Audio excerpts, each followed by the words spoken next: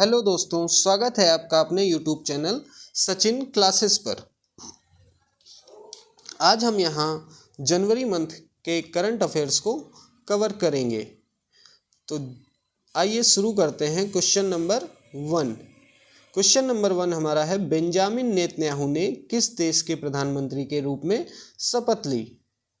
तो Benjamin Netanyahu ने Israel देश के रूप में प्रधानमंत्री के रूप में शपथ ली। 73 वर्षीय बेंजामिन नेतन्याहू पहली बार इजराइल देश के प्रधानमंत्री 1996 में बने थे। 1996 में बने थे। अब इन्होंने छठी बार इजराइल देश के प्रधानमंत्री के रूप में शपथ ली। तो इजराइल देश के प्रधानमंत्री कौन है? Benjamin Netanyahu. Benjamin Netanyahu. आइए कुछ देखते हैं। Question number 2। प्रधानमंत्री मोदी ने पश्चिम बंगाल की पहली वंदे भारत एक्सप्रेस को किस मार्ग पर प्रारंभ किया? प्रधानमंत्री मोदी ने पश्चिम बंगाल की पहली वंदे भारत एक्सप्रेस को किस मार्ग पर प्रारंभ किया? तो इसका आंसर हो जाएगा हावड़ा से न्यू जलपाईगुड़ी। हावड़ा से न्यू जलपाईगुड़ी। प्रधानमंत्री मोदी जी ने 30 दिसंबर 2022 को पश्चिम बंगाल की पहली वंदे भारत एक्सप्रेस को वीडियो कॉन्फ्रेंस के जरिए हावड़ा रेलवे स्टेशन से हरी झंडी दिखाकर रवाना किया था। कहाँ के लिए रवाना किया? न्यू जलपाईगुड़ी। तो पश्चिम बंगाल की पहली वंदे भारत एक्सप्रेस हावड़ा से न्यू जलपाईगुड़ी के लिए चलाई गई। तो वंदे भारत एक्सप्रेस का जो निर्माण होता है वो हमारा भारत में ही किया जाता है, इसलिए इसे वंदे भारत एक्सप्रेस कहते हैं। वंदे भारत एक्सप्रेस बनाई कहाँ पे जाती है भारत में? तो ये बनाई जाती है आईसीएफ के द्वारा वंदे भारत एक्सप्रेस को बनाया जाता है।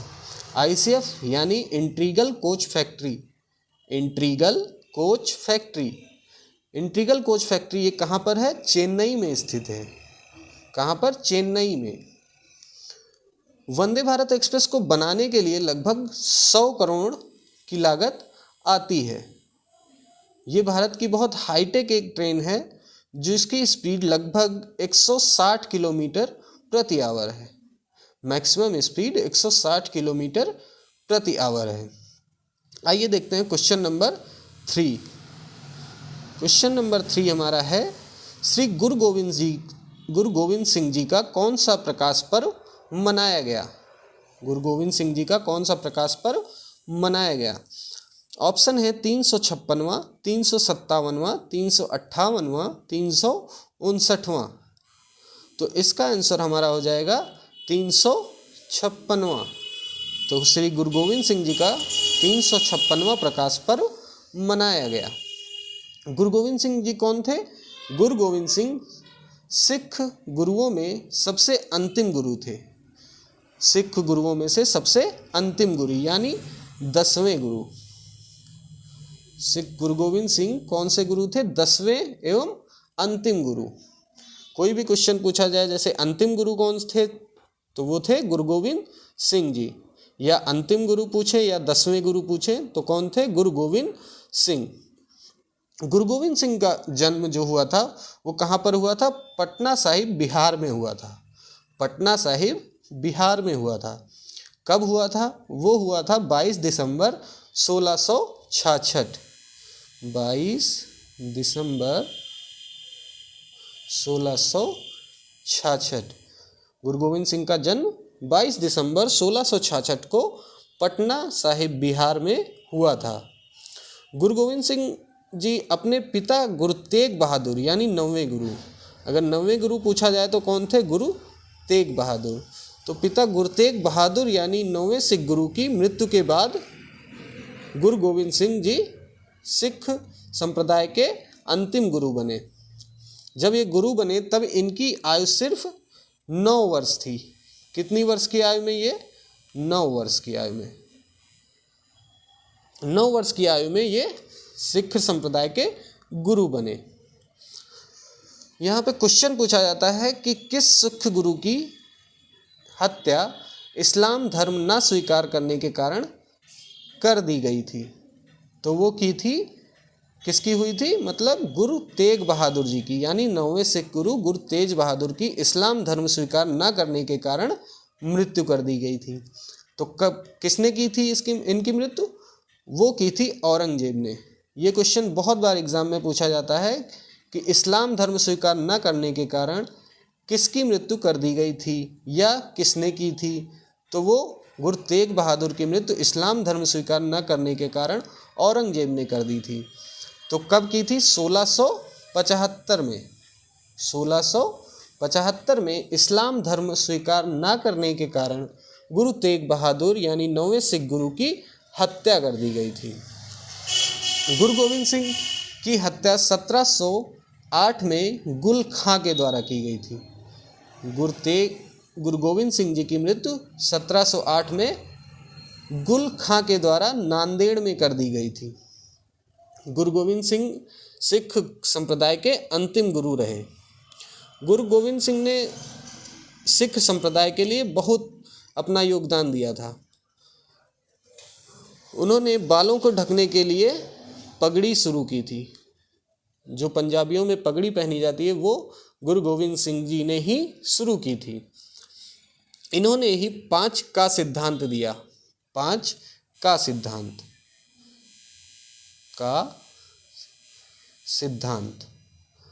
अगर 5 का सिद्धांत को डिफाइन किया जाए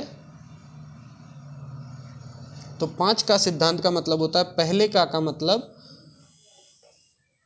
केस, बिना कटे बाल। मतलब एक खालसा संप्रदाय के व्यक्ति को क्या होगा? बिना कटे बाल को रखना होगा। दूसरे का मतलब कंघा, मतलब लकड़ी का कंघा वो यूज़ करेगा। तीसरा का मतलब हो जाएगा कड़ा, जो अक्सर आपने देखा होगा पंजाबियों में पहने रहते हैं कड़ा, लोहे या स्टील का कड़ा।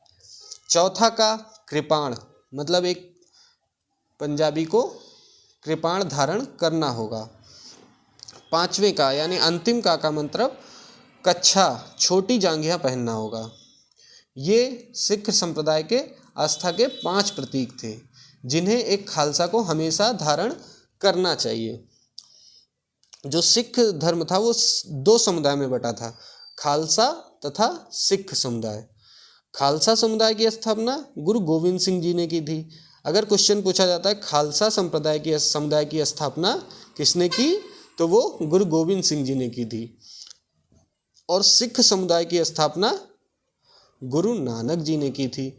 गुरु नानक जी हमारे सिख समुदाय के प्रथम गुरु थे। सिख संप्रदाय के प्रथम गुरु गुरु नानक जी थे। इन्होंने ही सिख संप्रदाय की स्थापना की थी। गुरु नानक जी ने ही लंगर की शुरुआत की थी। तो अगर क्वेश्चन पूछा जाता है लंगर की शुरुआत किसने की थी, तो वो गुरु नानक जी ने की थी।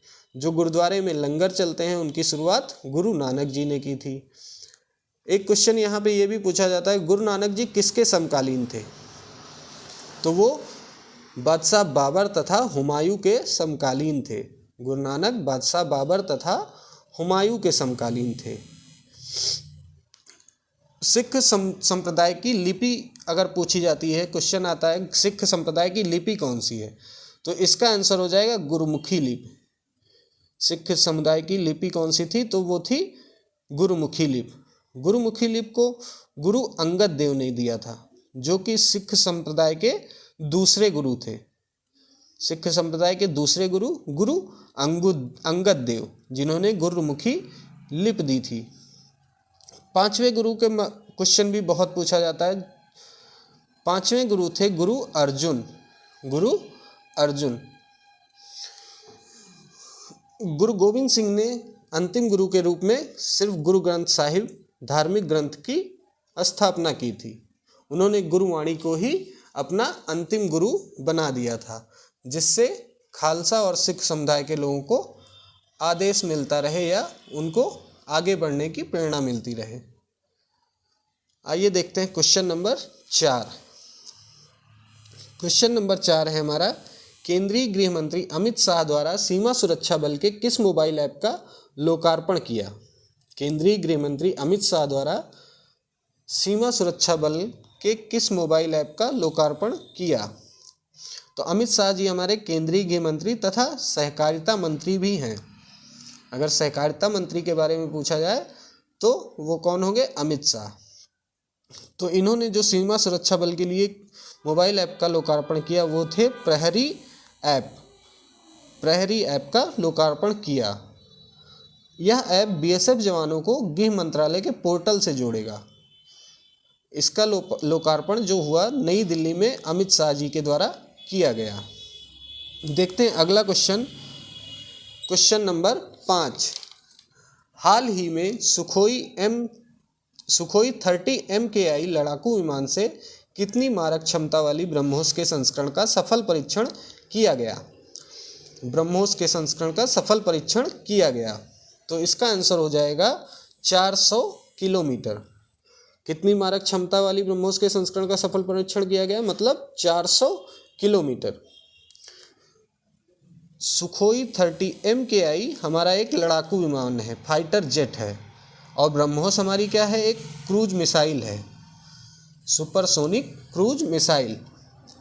ब्रह्मोस का निर्माण आप सभी को पता होगा कि भारत रूस की ये संयुक्त एक परियोजना है जिसके तहत ये ब्रह्मोस मिसाइल का आविष्कार किया गया था। ब्रह्मोस का नाम ब्रह्मोस कैसे पड़ा? तो वो पड़ा भारत की ब्रह्मपुत्र नदी के ब्रह्म तथा रूस की नदी मस्कवा के मोस से मिलकर बना। ब्रह्मपुत्र नदी का ब्रह्म तथा रूस की मस्कवा नदी के मोस से मिलकर ब्रह्मोस का निर्माण हुआ, इसीलिए इसका नाम ब्रह्मोस रखा गया। ब्रह्मोस किस सिद्धांत पर कार्य करती है? अगर ब्रह्मोस का सिद्धांत पूछा जाता है तो क्या बोलेंगे? फायर एंड फॉरगेट, दागो और भूल जाओ। तो ब्रह्मोस दागो और भूल जाओ के सिद्धांत पर कार्य करती है। अपने भारत में ब्रह्मोस का प्रथम सफल परीक्षण वो हुआ था जून 2001 में। जून 2001 में भारत में इसका प्रथम सफल परीक्षण किया गया था। प्रथम सफल परीक्षण के बाद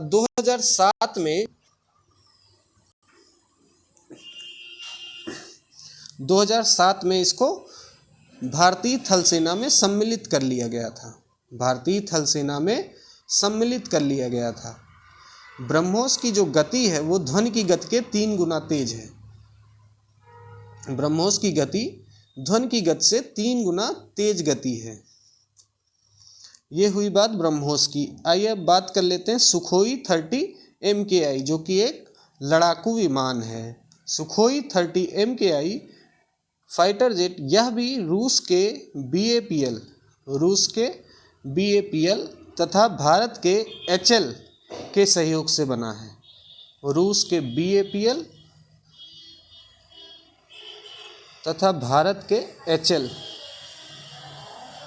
के सहयोग से बना है। BAPL मतलब ब्रह्मोस एरोस्पेस प्राइवेट लिमिटेड, ये रूस की संस्था है, और जो भारत की संस्था है वो HL, हिंदुस्तान एरोनॉटिक्स लिमिटेड, इसके सहयोग से सुखोई 30 MKI का निर्माण किया गया है।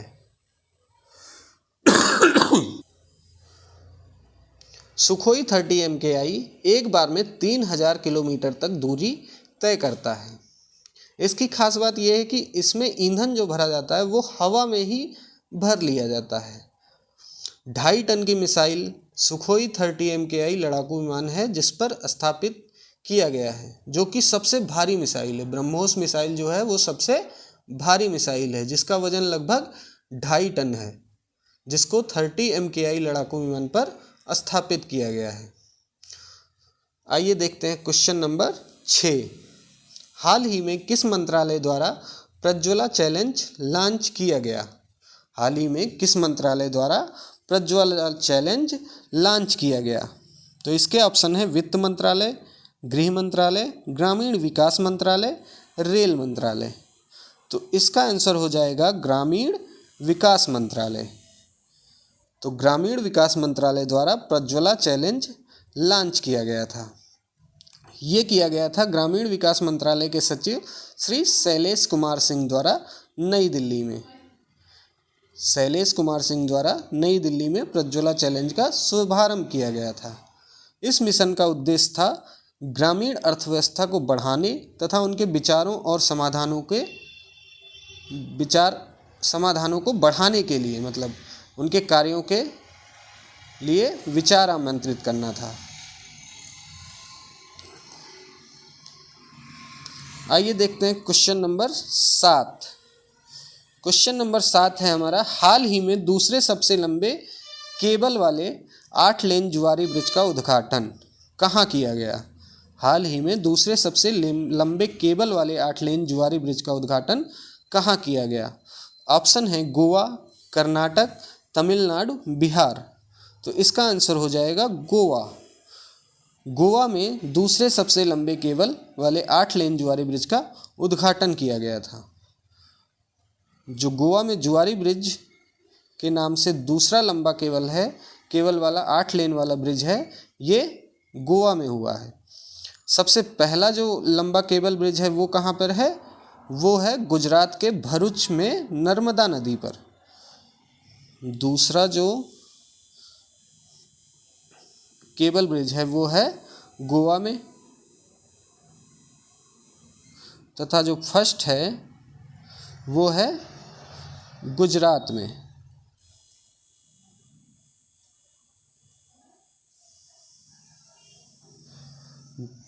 दूसरा हो गया गोवा में, फर्स्ट हो गया गुजरात में। गुजरात में जो बना है वो भरूच में नर्मदा नदी पर बना है, जिसकी लंबाई 1344 मीटर है। जो पहला सबसे लंबा केबल वाला ब्रिज है वो गुजरात में नर्मदा नदी पर है, जिसकी लंबाई 1344 मीटर है। जबकि जुआरी नदी पर जो जुआरी ब्रिज बना है उसकी लंबाई इसकी आधी है, लगभग 640 मीटर। गोवा के मुख्यमंत्री का नाम क्या है? जैसे प्रमोद सावंत। प्रेजेंट टाइम में गोवा के मुख्यमंत्री प्रमोद सावंत हैं। अब यहाँ पर सबसे लंबे पुल, ये तो हो गए केबल ब्रिज की बात। लंबे पुल आरसीसी टाइप, उसका भी क्वेश्चन बहुत पूछा जाता है। सबसे लंबा पुल जो होगा वो होगा भूपेन हजारिका ब्रिज। आप सबको पता होगा भूपेन हजारिका ब्रिज, जो कि असम में स्थित है। किस नदी पर स्थित है? तो ये है लोहित नदी। लोहित नदी पर स्थित है, जिसकी लंबाई 9.15 किलोमीटर है। इसका उद्घाटन 2017 में हुआ था। पहले नंबर पर भूपेन हजारिका ब्रिज। दूसरे नंबर पर अगर हम बात करें तो ये होगा Dibang river bridge. Dibang river bridge, इसकी लंबाई 6.2 किलोमीटर है और ये कहाँ पर स्थित है? अरुणाचल प्रदेश में। किस नदी पर स्थित है? तो वो हो जाएगा दिबांग नदी पर। इसका उद्घाटन 2018 में हुआ था। तो पहला हमारा पुल हो जाएगा भूपेन हजारिका ब्रिज, दूसरे नंबर पर दिबांग रिवर ब्रिज। आइए देखते हैं अगला क्वेश्चन। Question number 8। आरटीआई जवाबदेही में सबसे खराब प्रदर्शन करने वाला राज्य कौन सा है? ऑप्शन है कर्नाटक, तमिलनाडु, महाराष्ट्र, उत्तर प्रदेश। तो इसका आंसर हो जाएगा तमिलनाडु। आरटीआई जवाब देने में सबसे खराब प्रदर्शन तमिलनाडु राज्य का है। लगभग 14% इसका रेट है। तो पहले नंबर पे हमारा हो जाएगा तमिलनाडु। फर्स्ट हो गया तमिलनाडु। दूसरे नंबर पर हमारा हो जाएगा महाराष्ट्र और तीसरे नंबर पर हमारा उत्तर प्रदेश, चौथे नंबर पर कर्नाटक। तो सबसे खराब प्रदर्शन करने वाले राज्य क्रम से हैं, मतलब तमिलनाडु पहले नंबर पर, महाराष्ट्र दूसरे नंबर पर, तीसरे नंबर पर उत्तर प्रदेश, कर्नाटक चौथे नंबर पर।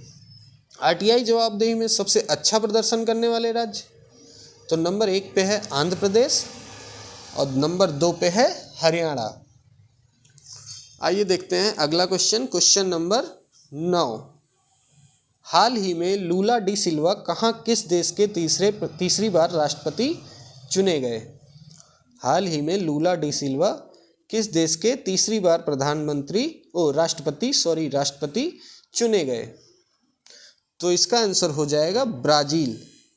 ब्राज़ील देश के राष्ट्रपति चुने गए लूला डी सिल्वा। इनका पूरा नाम है लुइज इनासियो लूला डी सिल्वा। अगर ऑप्शन में लूला डी सिल्वा ना हो, लुइज इनासियो लूला हो तो इनका पूरा नाम हो जाएगा लुइज इनासियो लूला डी सिल्वा। इन्होंने राष्ट्रपति जायर बोल्सोनारो को हराकर ब्राज़ील के राष्ट्रपति बने।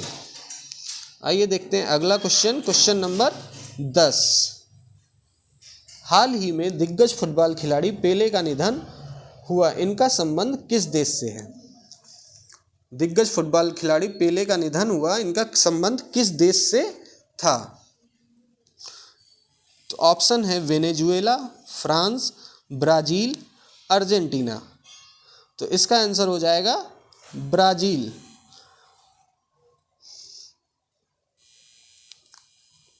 पेले का संबंध ब्राज़ील देश से था।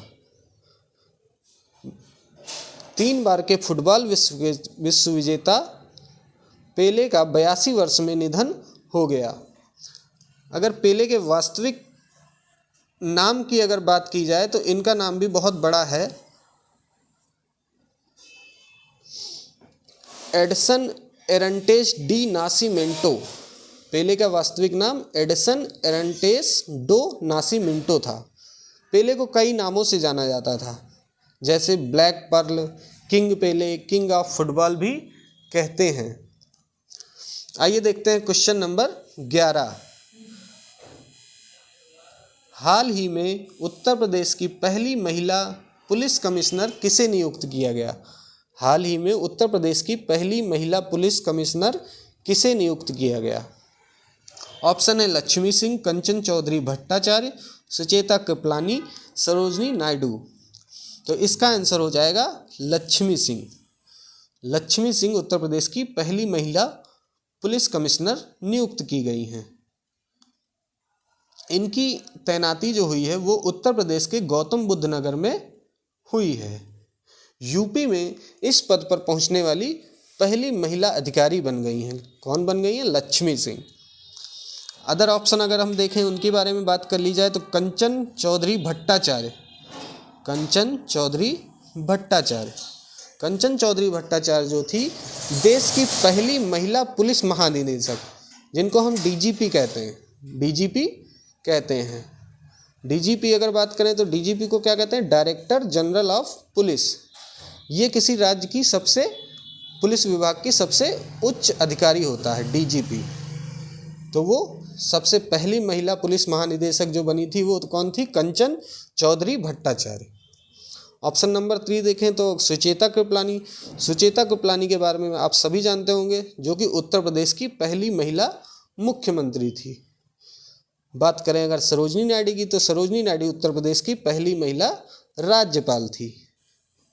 आइए देखते हैं क्वेश्चन नंबर 12। रक्षा अनुसंधान और विकास संगठन द्वारा 1 जनवरी 2023 को कौन सा स्थापना दिवस मनाया गया? 1 जनवरी 2023 को कौन सा स्थापना दिवस मनाया गया? रक्षा अनुसंधान और विकास संगठन यानी DRDO। DRDO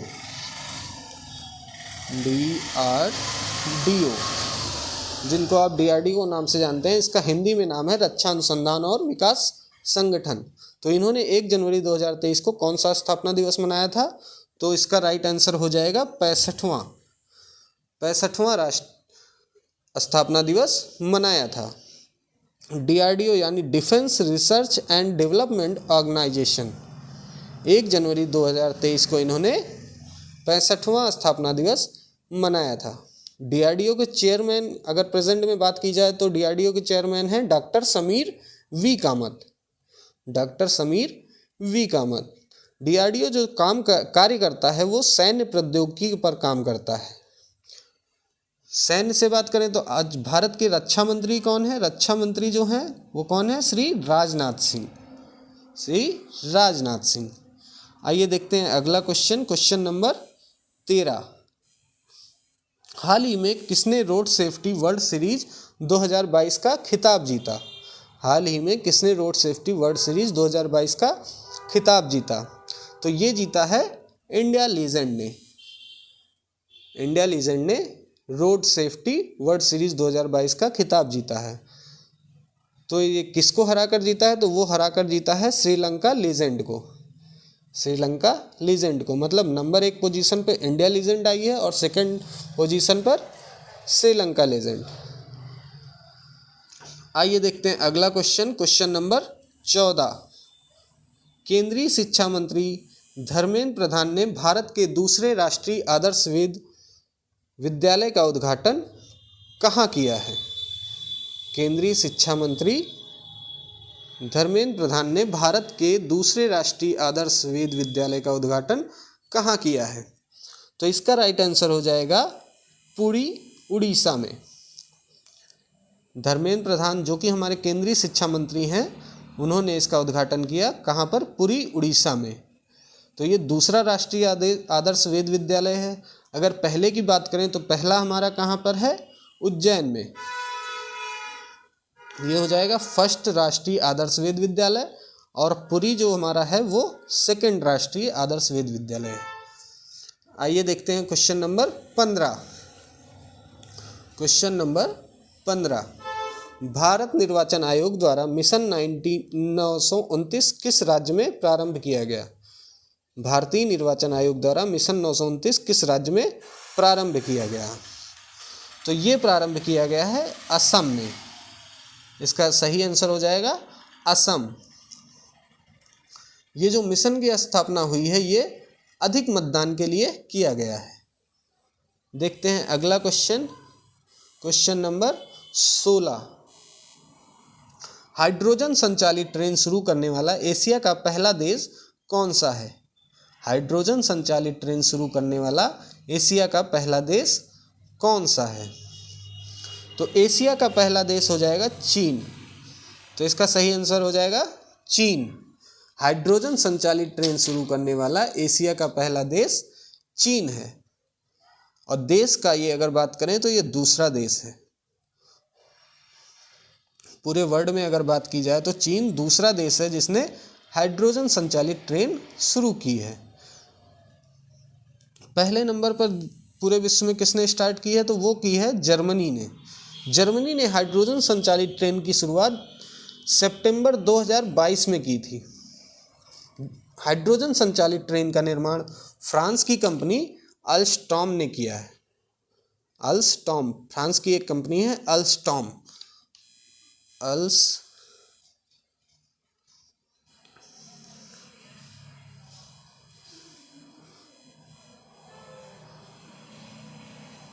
अल्स्टॉम फ्रांस की एक कंपनी अल्स्टॉम ने किया है। हाइड्रोजन संचालित ट्रेन जो है हाइड्रोजन फ्यूल सेल का प्रयोग होता है। इस संचालित हाइड्रोजन संचालित ट्रेन में हाइड्रोजन फ्यूल सेल का प्रयोग होता है। आइए देखते हैं अगला क्वेश्चन, क्वेश्चन नंबर 17, भारत की पहली अंडर वाटर मेट्रो कहाँ बनाई जा रही है? भारत की पहली अंडर वाटर मेट्रो कहाँ बनाई जा रही है?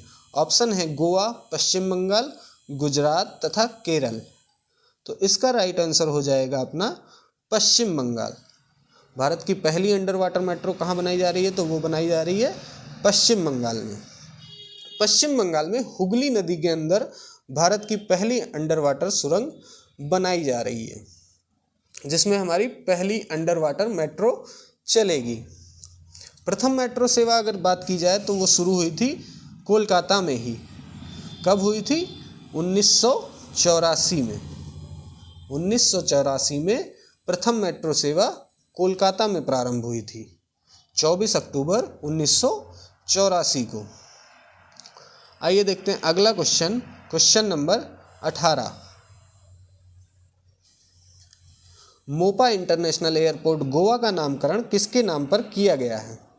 मोपा इंटरनेशनल एयरपोर्ट गोवा का नामकरण किसके नाम पर किया गया है? तो ये इसका राइट आंसर हो जाएगा मनोहर पारिकर।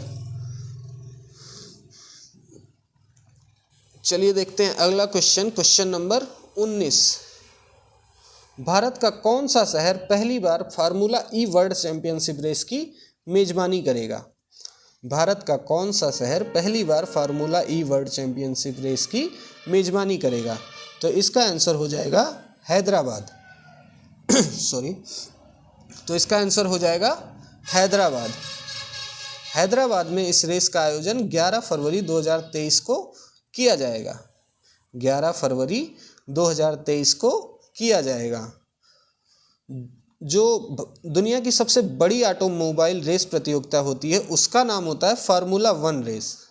फार्मूला वन रेस, जिसकी अध्यक्षता FIA करता है। FIA करता है, जिसकी स्थापना 1904 में हुई थी। इसका मुख्यालय पेरिस, फ्रांस में स्थित है। अगर बात करें फार्मूला वन रेस की, तो इसको सबसे कम उम्र में जीतने वाले जो हैं वो हैं जर्मनी के सेबेस्टियन वेट्टल, जिनका नाम आपने सुना होगा। जर्मनी के सेबेस्टियन वेट्टल सबसे कम उम्र के खिलाड़ी हैं। आइए देखते हैं अगला क्वेश्चन नंबर 20। हाल ही में मध्य प्रदेश के इंदौर में प्रवासी भारतीय दिवस सम्मेलन के कौन से संस्करण का आगाज हुआ? हाल ही में मध्य प्रदेश के इंदौर में प्रवासी भारतीय दिवस सम्मेलन के कौन से संस्करण का आगाज हुआ? तो ये इसका आंसर हो जाएगा 17वें। इसका आंसर हो जाएगा 17वां प्रवासी भारतीय दिवस सम्मेलन जो मध्य प्रदेश के इंदौर में आयोजित किया गया है, उसका आगाज किया गया है, जो कि कब से कब तक 8 से 10 जनवरी के बीच किया गया था।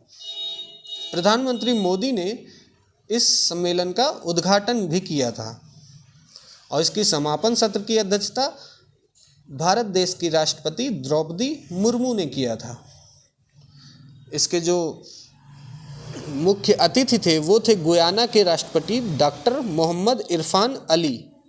गुयाना के राष्ट्रपति डॉक्टर मोहम्मद इरफान अली 17वें प्रवासी भारतीय दिवस सम्मेलन के मुख्य अतिथि रहे। अगर बात करें तो प्रवासी भारतीय दिवस मनाया क्यों जाता है, तो यह आमतौर पर 9 जनवरी को मनाया जाता है। अगर क्वेश्चन पूछा जाता है प्रवासी भारतीय दिवस कब मनाया जाता है, तो ये इसका आंसर हो जाएगा 9 जनवरी। तो ये क्यों मनाया जाता है? इस दिन भारत के राष्ट्रपिता कहे जाने वाले महात्मा गांधी 1915 में भारत के सबसे महान प्रवासी दक्षिण अफ्रीका से भारत लौटे थे। मतलब 1915 में महात्मा गांधी जी दक्षिण अफ्रीका से भारत लौटे थे। इस अवसर पर सम्मान में भारत सरकार ने 2003 में इसकी शुरुआत की थी। तो प्रवासी भारतीय सम्मेलन की शुरुआत कब हुई थी? 2003 में। आइए देखते हैं अगला क्वेश्चन नंबर 21। हाल ही में किस राज्य में जाति और आर्थिक गणना 2023 प्रारंभ की गई? हाल ही में किस राज्य में जाति और आर्थिक गणना 2023 प्रारंभ की गई? तो इसका आंसर हो जाएगा बिहार। क्या हो जाएगा? बिहार। बिहार में 7 जनवरी से जाति और आर्थिक जनगणना शुरू हुई है, जिसका पहला चरण जो होगा वो 7 जनवरी से 21 जनवरी 7 जनवरी से 21 जनवरी ये पहला चरण है इसका। दूसरा चरण जो होगा वो 1 अप्रैल से 30 अप्रैल तक। अगर पहले चरण की बात की जाए तो 7 जनवरी से 21 जनवरी तक, और दूसरा चरण 1 अप्रैल से 30 अप्रैल तक, जिसमें जाति और आर्थिक जनगणना की जाएगी। बिहार जो है वो तीसरा राज्य होगा, जबकि इससे पहले 2 राज्य जिन्होंने जाति जनगणना कर चुके हैं वो हमारे कौन से हैं? वो नंबर 1 पे है राजस्थान पहले, और दूसरे नंबर पर जिन्होंने की है वो है कर्नाटक। बिहार से पहले राजस्थान और कर्नाटक ने भी जाति जनगणना की हुई है, लेकिन उन्होंने रिपोर्ट को सार्वजनिक नहीं किया है।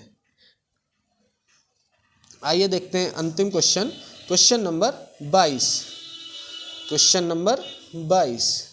अंतर्राष्ट्रीय पतंग महोत्सव 2023 का उद्घाटन किसके द्वारा किया गया है? अंतर्राष्ट्रीय पतंग महोत्सव 2023 का उद्घाटन किसके द्वारा किया गया है? तो ये किया गया है भूपेंद्र पटेल के द्वारा। अंतर्राष्ट्रीय पतंग महोत्सव 2023 का उद्घाटन भूपेंद्र पटेल के द्वारा किया गया है। भूपेंद्र पटेल जो हैं वो हैं गुजरात के मुख्यमंत्री। गुजरात के मुख्यमंत्री भूपेंद्र पटेल हैं। तो अगर आपको हमारी वीडियो अच्छी लगी हो तो चैनल को लाइक करें, सब्सक्राइब करें और वीडियो को लाइक करें तथा शेयर करना ना भूलें। Thank you.